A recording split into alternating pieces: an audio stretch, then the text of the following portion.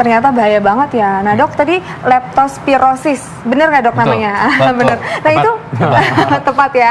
Itu katanya penyebabnya adalah bakteri. Nah bedanya bakteri sama virus itu apa dok? Ya. Jadi kalau bakteri itu dia punya struktur lebih kompleks dibandingkan virus. Tapi memang untuk bakteri sendiri dia juga variasinya banyak sekali, virus juga banyak sekali. Dan kebetulan yang kita diskusikan siang ini, setelah tadi ada kencing manis, sekarang kencing tikus, ini penyebabnya memang terbukti bakteri. Namanya bakteri Leptospira. Paling sering yang didapatkan menimbulkan masalah itu Leptospira interrogans. Tapi sebenarnya Leptospira banyak sekali, banyak sekali.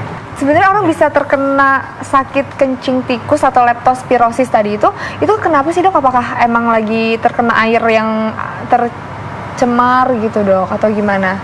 Baik, terima kasih Mbak Intan. Jadi kenapa dibilang penyakit ini dikenalnya sebagai kencing tikus? Karena memang dia ini penyakit yang residing atau tinggal di hewan. Makanya dikenal penularannya zoonosis. Jadi artinya dia menular harus melalui hewan. Dan kemudian dia stay-nya itu di ginjal dari hewan-hewan tersebut. Makanya tadi di tayangan sebelumnya kan disampaikan bahwa ternyata tidak hanya tikus, ada anjing, ada kuda, ada mammals yang lain. Intinya pada saat si hewan ini buang air kecil, kencing gitu ya, yang kita nggak tahu dia kencingnya di mana dan bagaimana karena nggak pernah bilang. Terus kemudian somehow itu berkontak dengan air yang juga berkontak dengan kita, akhirnya disitulah si bakteri itu bisa masuk ke dalam tubuh manusia. Berarti ini fakta atau mitos dok? Bahwa bakteri leptospirosis, bener ya dok? Bisa masuk melalui pori-pori kulit? Betul. Oh itu jadi fakta? Ini fakta. Ini fakta, terutama kalau misalnya, ya kenapa berkaitan dengan musim hujan? Karena hujan itu kan air tergenang ada di mana-mana. Dan otomatis kalau misalnya di situ banyak hewan, terutama tikus, ya tentu banyak hewan di situ, banyak tikus ya kencingnya juga pasti ada di mana-mana. Kemudian kencingnya mengkontaminasi genangan air karena hujan dan yang lain-lain itu. Kemudian kita jalan kena genangan air, kulit kita kebetulan ada yang luka, nah itu akan semakin meningkatkan risiko mudahnya bakteri masuk ke dalam tubuh kita. Kalau kulit yang intak, yang nggak luka? Ya, kalau kulit yang intak seharusnya memang Tuhan menciptakan kulit ini sebagai barrier. Jadi harusnya kalau kulitnya intak, secara teori harusnya risikonya lebih kecil. Tapi apakah bisa menjamin bahwa sama sekali tidak bisa masuk? Ya kita nggak bisa juga. Nggak bisa jamin. Kadang-kadang orang luka juga nggak sadar kan? Ya, karena microabrasion. Kalau gitu nanti kalau tikus kencing harus bilang-bilang ya? Harus bilang-bilang. Nah, yang berikutnya ini ada pendapat dari masyarakat. Mereka pikir bahwa leptospirosis dapat sembuh dengan sendirinya. Mitos atau fakta? Baik, ini pertanyaan yang sangat baik sekali. Ini jawabannya fakta. Tapi fakta untuk yang seperti apa? Fakta untuk kasus-kasus leptospira yang ringan. Yang ringan, yang mungkin gejalanya juga sangat sumir, mirip kayak orang demam, pegel-pegel, dan yang lain-lain, yang kemudian oleh daya tahan tubuhnya si bakteri ini akhirnya bisa dihilangkan. Tapi yang jadi masalah, leptospira ini, dia selalu punya risiko untuk menjadi berat. Dan pada saat dia menjadi berat, tentu apabila tidak diatasi dengan baik, barangkali ya kematian akan terus mengancam. Karena tadi juga sudah disampaikan bahwa ada gangguan-gangguan di sistem organ yang bisa terjadi. Jadi untuk pertanyaan ini jawabannya fakta, tapi untuk kasus leptospira yang ringan. Oh, kalau gejala demamnya itu sama nggak sih dok? Sama kayak gejala-gejala demam kalau lagi sakit flu, batuk gitu? Kalau untuk leptospira, karena dia memang salah satu target organ yang terpengaruhi adalah di muscle, di otot gitu ya. Jadi barangkali demam tinggi disertai dengan nyeri-nyeri otot ini adalah lebih dominan, lebih prominent. Sementara kalau orang sakit flu, ya namanya juga flu. Jadi tentu gejala-gejala flu-nya ikut menyertai dan itu barangkali lebih dominan gitu. Jadi memang untuk bisa memastikan black and white tanpa dibantu pemeriksaan penunjang rasanya memang sulit.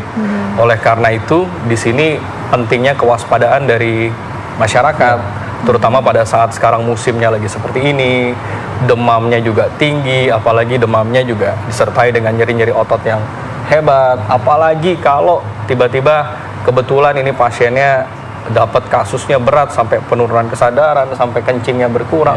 Saya kira ini udah sudah harus segera ke Nah, tadi nih ngomong soal kencing berkurang tadi ini bahaya banget ya, karena orang-orang kadang-kadang mikir kan tadi anggap remeh ya, mungkin wah nanti mungkin flu biasa tiba-tiba kencing berkurang. Mereka langsung berpendapat bahwa leptospira ini bisa menyebabkan gangguan ginjal. Mitos atau fakta? Fakta, sangat-sangat fakta, karena memang apabila kita memperdalam mengenai leptospira ini, ada dua target organ yang memang sangat disukai oleh leptospira, bakteri leptospira, yaitu ginjal dan hati. Leptospira ini memiliki risiko untuk merusak saluran-saluran di ginjal, tubulus-tubulus di ginjal itu dirusak oleh bakteri ini sehingga pasien tiba-tiba mengalami kondisi gagal ginjal. Gagal ginjal yang acute tiba-tiba, sehingga yang tadinya dia baik-baik saja tiba-tiba dalam hitungan jam atau hari semuanya langsung menurun secara drastis. Dan oleh karena itu komplikasi dari masalah di ginjal ini seringkali akhirnya membuat pasien jatuh pada kondisi penurunan kesadaran, kondisi berat, dan akhirnya ya harus masuk di intensive care. Nah, Dok, kalau berbicara mengenai kesadaran nih, apakah penyakit leptospirosis, kayak susah banget ya nyebutnya, bisa menyebabkan kematian? Itu mitos atau fakta, Dok? Ini juga saya sudah sampaikan, ini sangat-sangat fakta. Karena memang apabila dia tidak ditangani dengan baik, kebetulan dia leptospiranya berat, kemudian dia tidak mendapatkan penanganan yang tepat, gagal organnya terus terjadi, jelas kematian mengancam. Tapi kalau misalnya dia leptospiranya ringan, ya kebetulan dapatnya yang ringan, mungkin tidak mendapatkan penanganan yang cukup, ya daya tahan tubuhnya mampu memperbaiki kondisi. Tapi untuk menjawab ini, jawabannya adalah fakta. Nah, tadi kita bicara tadi mengenai tadi kan kalau orang ini harus cepat-cepat dideteksi ya. Betul. Nah, kira-kira waktu berapa lama nih sampai masa inkubasi, mungkin sampai masa dia langsung kena nih penyakitnya nih? Baik, ini inkubasi seperti pada umumnya bakteri, ini berlangsung agak lambat, jadi bisa 2-4 minggu. Jadi dia bakterinya masuk dulu, kemudian dia membelah diri di dalam tubuh manusia sampai akhirnya dia menimbulkan kerusakan di berbagai organ. Dan pada saat dia bermanifestasi itu, barulah kita biasanya menyadari bahwa hati-hati ada kemungkinan leptospira. Nah, gejala leptospira yang pertama kali muncul umumnya adalah demam. Demamnya tinggi, muncul mendadak, disertai dengan keluhan penyerta yang lain, tadi nyeri-nyeri otot, terutama di daerah betis, dan kemudian mata juga terlihat merah. Apabila kondisi ini berlangsung terus, tanpa penanganan yang tepat, akhirnya gangguan organ seperti di ginjal dan hati juga semakin tampak. Oleh karena itu ada subset leptospira yang berat dikenal sebagai Wales syndrome. Itu gejalanya adalah demam, gangguan ginjal disertai dengan mata yang kuning sebagai manifestasi dari gangguan hati. Tadi kan dokter sempat membahas ya di awal kalau leptospira ini bisa menular, penyebabnya adalah bakteri dan harus melalui hewan dulu nih, tadi dokter bilang. Nah, kalau misalnya nih ada seseorang yang sudah menderita leptospira, terus bisa nggak serta-merta langsung aja menular ke orang yang lainnya gitu? Ya, kalau ini nampaknya memang lebih ke arah mitos ya kalau ini. Jadi berarti memang dia harus melewati siklus hidup pejamu, yang hidup pejamunya ini umumnya terjadi di tubuh hewan. Dan hewannya umumnya mammals, dan yang terbanyak adalah rodent, yaitu tikus. Makanya penyakit ini tadi dikenal sebagai penyakit kencing tikus, karena yang terbukti dapat menyebarkan bakteri ini secara masif memang adalah kencing dari hewan tikus. Tapi ternyata kan hewan-hewan yang lain juga bisa ikut menjadi sumber penularan. Kalau manusia menjadi sumber penularan, ini kalau dari laporan kasus yang ada, ini sifatnya kebetulan aja. Jadi kebetulan si orang itu sakit, terus kemudian dia kencing, terus mungkin kencingnya mengeluarkan dan akhirnya dapat mengkontaminasi. Tapi ini sifatnya masih laporan, case report, jarang sekali. Berarti memang dia harus melewati siklus hidup di tikus tadi atau binatang tadi ya? Zoonosis. Nah, ini kan karena ini maraknya selalu pas lagi musim hujan nih. Jadi katanya orang leptospirosis ini bisa terjadi pada musim hujan aja. Fakta atau mitos? Untuk yang satu ini jawabannya jelas mitos. Karena ini kan hubungannya dengan hewan perantara. Yang hewan perantaranya ini kan nggak hanya ada di musim hujan. Kapanpun dia ada. Apalagi mohon maaf, ini anjing kan sudah menjadi bagian hidup beberapa masyarakat kita gitu ya. Tapi kenapa musim hujan ini menjadi lebih meningkat kasusnya? Karena dimudahkan penyebarannya. Jadi dengan adanya musim hujan kan banyak kantong-kantong air yang menggenang. Nah, kantong-kantong air yang menggenang ini yang akhirnya membuat penyebarannya ini jadi lebih epidemik, jadi lebih mudah. Karena ada tikus kencing di sini, ke bawah air, akhirnya orang-orang di daerah situ bisa kena semua. Kalau nggak musim hujan kan mungkin hanya di daerah yang kena kencing tikusnya itu aja gitu. Tapi kalau musim hujannya nggak pakai banjir sih ya harusnya nggak terlalu ada masalah juga, sama Dok, aja. Kan aku kan suka sama kucing, terus melihara kucing nih. Itu bisa nggak sih dok bawa virus leptospirosis itu? Iya, jadi ya sama ya tadi kucing, anjing ya, ini juga bisa menularkan, ini bakteri. Tapi tentu cara-cara kita untuk menjaga supaya kita jangan sampai ya barangkali tertular, ya kita tentu harus menjaga higienitas kita. Kucingnya juga harus dijaga kebersihannya gitu, jadi nggak cuma yang empunya aja, tapi hewannya juga harus dijaga kebersihannya, dan mungkin dipantau kondisi dalam tanda kutip kesehatannya. Kadang-kadang ya saya bukan dokter hewan, tapi katanya kalau hewan sakit itu dia ada tanda-tandanya juga tuh, entah seperti apalah ya, mungkin lebih gelisah atau yang lain. Ya mungkin dia mau mengusir tikus dengan kucing ya. Nah, yang berikutnya kalau sakit perut ini dan demam tinggi adalah salah satunya gejala yang didapatkan pada leptospirosis. Mitos atau fakta? Kalau salah satu gejala ini fakta, tapi kalau hanya itu gejalanya itu mitos. Jadi demam jelas, untuk sakit perut pada beberapa pasien bisa ada, tapi sebetulnya mayoritasnya itu bukan di situ. Mayoritasnya lebih kepada tadi nyeri otot. Jadi ototnya berat sekali, itu pasien sampai sangat terganggu dengan kondisi mialgianya.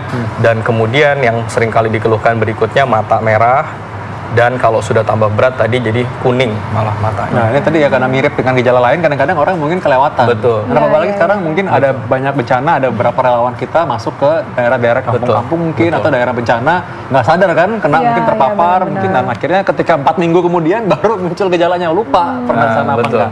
Nah terus tipsnya apa dok supaya terhindar dari atau misalnya udah terkena, penanganannya seperti apa gitu dok? Baik, jadi tadi sedikit menyinggung dari Dokter Vito, kan memang salah satu faktor risikonya tadi adalah water sport ya, karena memang tadi lebih banyak di genangan air. Jadi bahkan saking mudahnya penyakit ini menular, orang-orang yang sering melakukan water sport, berkegiatan dengan water sport itu dikatakan menjadi salah satu kelompok orang-orang yang memiliki risiko lebih tinggi untuk tertular leptospira ya. Jadi sampai sedemikian mudahnya bakteri ini menyebar. Nah, untuk ya tenaga-tenaga masyarakat kita yang membantu kondisi bencana di seluruh Indonesia ya, saya kira ini tugas yang sangat mulia, tapi ya memang tentu mereka juga akan punya risiko untuk terpapar dengan infeksi-infeksi yang sifatnya endemis seperti ini di Indonesia. Nah, tidak ada pencegahan khusus untuk hal seperti ini ya, artinya nggak ada obat pencegahan, yang lain nggak ada. Tapi mungkin kalau Anda punya luka, tolong lukanya ditutup. Karena tadi kita sudah sepakat bahwa salah satu penularannya adalah melalui permukaan kulit yang terluka dan terpapar dengan genangan air. Itu yang pertama. Yang kedua, nggak ada cara lain selain mengenali gejala dininya. Jadi apabila seorang mengalami demam tinggi tiba-tiba disertai dengan nyeri otot, terus mungkin tadi ada diare, matanya terlihat merah, badannya lemas, kencingnya tiba-tiba berkurang dalam hitungan hari. Nah itu saya kira nggak ada cara lain selain Anda harus segera menemui tenaga medis agar dapat mendapatkan pertolongan segera dan tepat. Ya, dan makin cepat tentu komplikasinya makin sedikit. Betul sekali. Oke, baik, terima kasih Dr. Adityo. Terima kasih Dr. Vito. Terima kasih dok. Gimana Intan, udah jelas ya? Jelas. Tapi gimana nih kayak hidup sehat hari ini, kan biasanya katanya nonton aja ya, sekarang ada di dalam langsung nih. Seru banget, aku bisa nanya apapun sama dokter, terus secara langsung kan sekarang nanyanya, terus jadi lebih jelas informasinya. Sambil makan lagi tadi bisa ya. Iya bener banget, kapan lagi.